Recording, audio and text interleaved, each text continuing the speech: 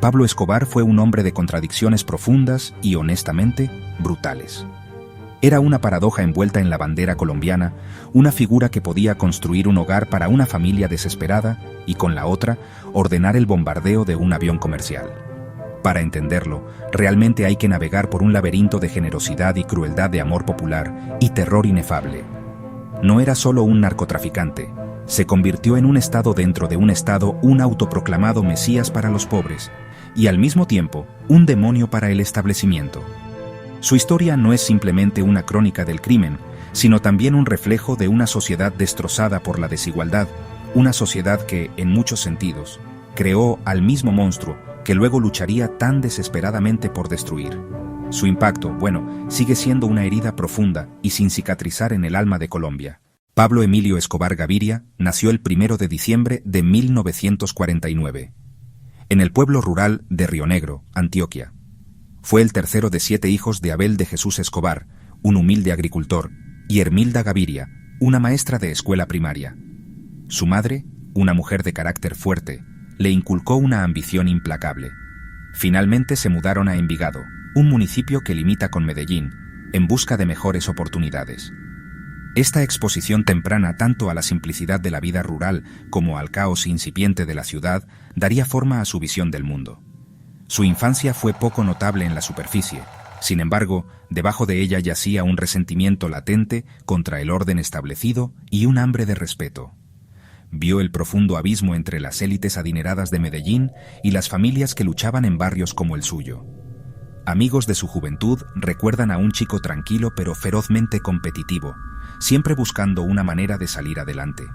No era un estudiante particularmente dotado y abandonó la escuela secundaria, convencido de que la educación formal era un camino para tontos. Creía que las verdaderas lecciones se aprendían en las calles, donde la astucia, la audacia y la voluntad de romper las reglas eran las verdaderas claves del éxito. Escobar y su primo, Gustavo Gaviria, comenzaron con poco.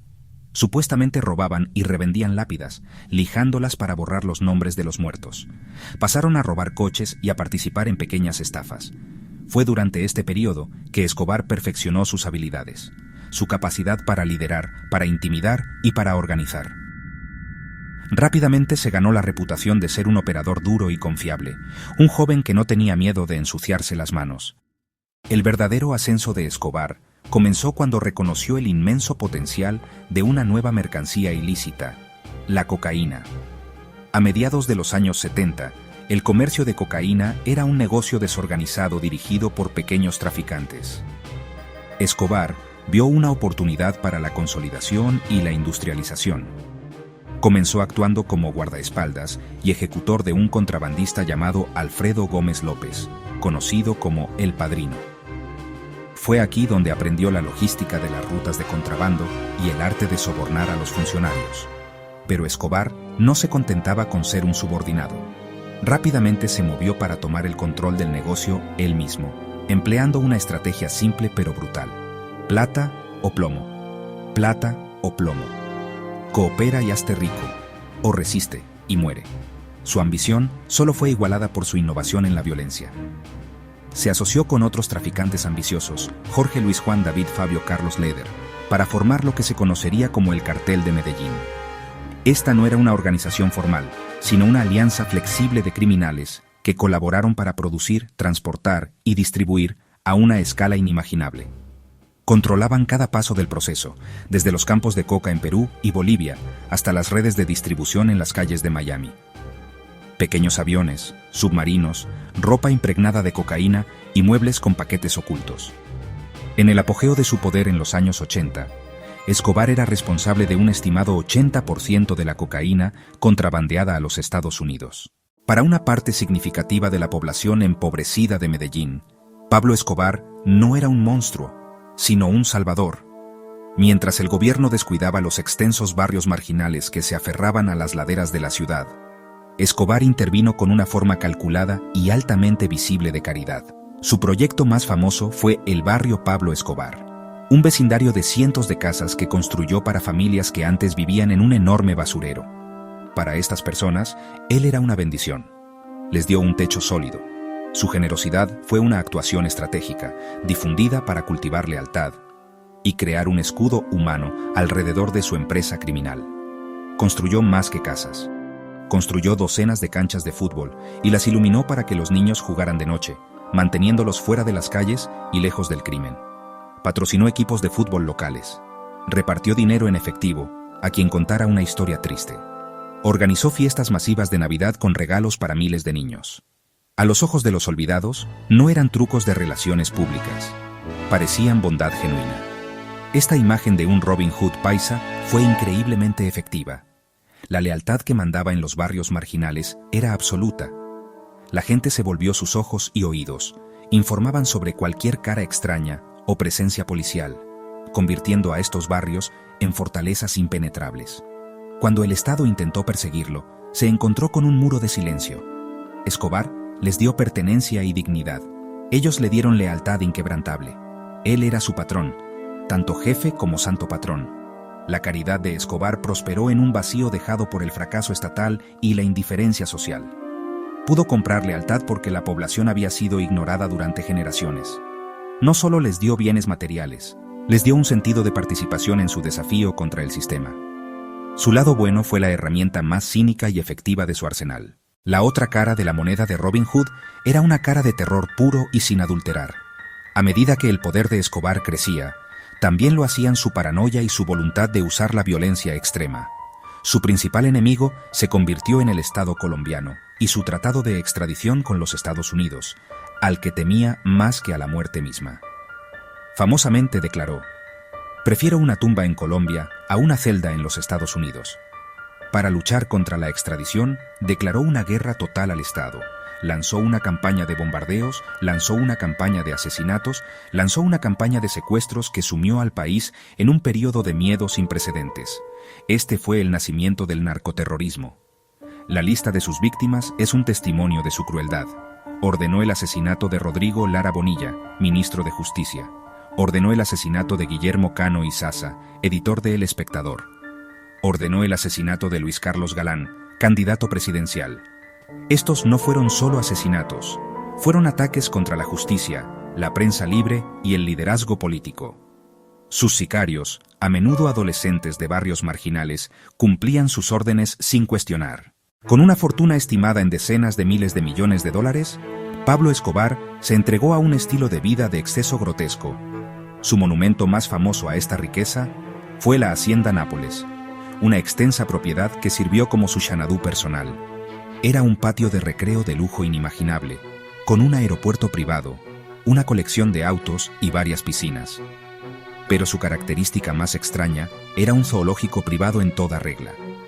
Escobar importó ilegalmente cientos de animales de todo el mundo: elefantes, jirafas, canguros y, lo más famoso, 4 hipopótamos. Una gran puerta a la entrada de la propiedad estaba coronada con el mismo avión que transportó su primer cargamento de cocaína a los Estados Unidos. Las historias de sus excentricidades son legendarias y dicen mucho sobre un hombre que tenía más dinero del que jamás podría gastar. Una de las anécdotas más famosas ocurrió mientras huía con su familia. Escondido en una fría casa de seguridad en la montaña, su pequeña hija Manuela comenzó a sufrir de hipotermia. Para mantenerla caliente, Escobar supuestamente prendió fuego a $2 millones en efectivo. Este acto, ya sea completamente cierto o embellecido con el tiempo, captura lo absurdo de su situación. Un hombre para quien millones de dólares eran tan desechables como la leña, todo mientras era cazado como un animal. Construyó una lujosa prisión para sí mismo, la Catedral, completa con un bar, un jacuzzi y una cancha de fútbol, después de negociar una rendición con el gobierno colombiano. Era un hombre de familia devoto, adorando a su esposa, María Victoria, y a sus hijos, Juan Pablo y Manuela. Hizo todo lo posible para protegerlos y brindarles una vida de normalidad en medio del caos que creó. Sin embargo, también era un mujeriego notorio que organizaba fiestas lujosas con reinas de belleza y modelos. Estos caprichos no eran solo los caprichos de un hombre rico, eran manifestaciones de su colosal ego y su creencia de que estaba por encima de todas las leyes. La fuga de Pablo Escobar de su prisión autoconstruida, la Catedral, en julio de 1992, fue una vergüenza nacional para el gobierno colombiano. Fue la gota que colmó el vaso. El presidente César Gaviria decidió que el tiempo de la negociación había terminado. Desató todo el poder del Estado para cazar a Escobar. Se formó una unidad especial de la Policía Nacional, conocida como el Bloque de Búsqueda, con el único propósito de capturarlo o matarlo. Esta fuerza de élite fue entrenada, financiada y equipada por los Estados Unidos. La caza final había comenzado. La persecución fue brutal e implacable, convirtiendo a Medellín en una zona de guerra. Surgió un grupo de vigilancia sombrío llamado Los Pepes. Narcotraficantes rivales, paramilitares e individuos cuyos familiares habían sido asesinados por el cartel de Medellín. Los Pepes libraron una guerra paralela, desmantelaron sistemáticamente el imperio de Escobar, matando a sus sicarios y destruyendo sus propiedades. Atacando a sus abogados y familiares, sus métodos eran tan brutales como los del propio Escobar. Despojado de su ejército, su riqueza y su red, Escobar se convirtió en un fugitivo en la misma ciudad que una vez controló. Se vio obligado a moverse de una casa de seguridad a otra, incapaz de confiar en nadie, su inmensa fortuna ahora inútil para él. El hombre que una vez comandó un imperio global se vio reducido a comunicarse con su familia por radioteléfono, una vulnerabilidad que finalmente lo llevaría a su caída. Estaba aislado y acorralado, el rey de la cocaína, ahora un fantasma que rondaba los tejados de Medellín, su reino en ruinas a su alrededor. El 2 de diciembre de 1993, un día después de su 44º cumpleaños, llegó el final. El bloque de búsqueda, utilizando tecnología de triangulación de radio proporcionada por los Estados Unidos, localizó su ubicación en una casa de clase media en el barrio Los Olivos de Medellín. Mientras las fuerzas policiales asaltaban el edificio, Escobar y su único guardaespaldas intentaron escapar por los tejados. Se produjo un breve pero intenso tiroteo.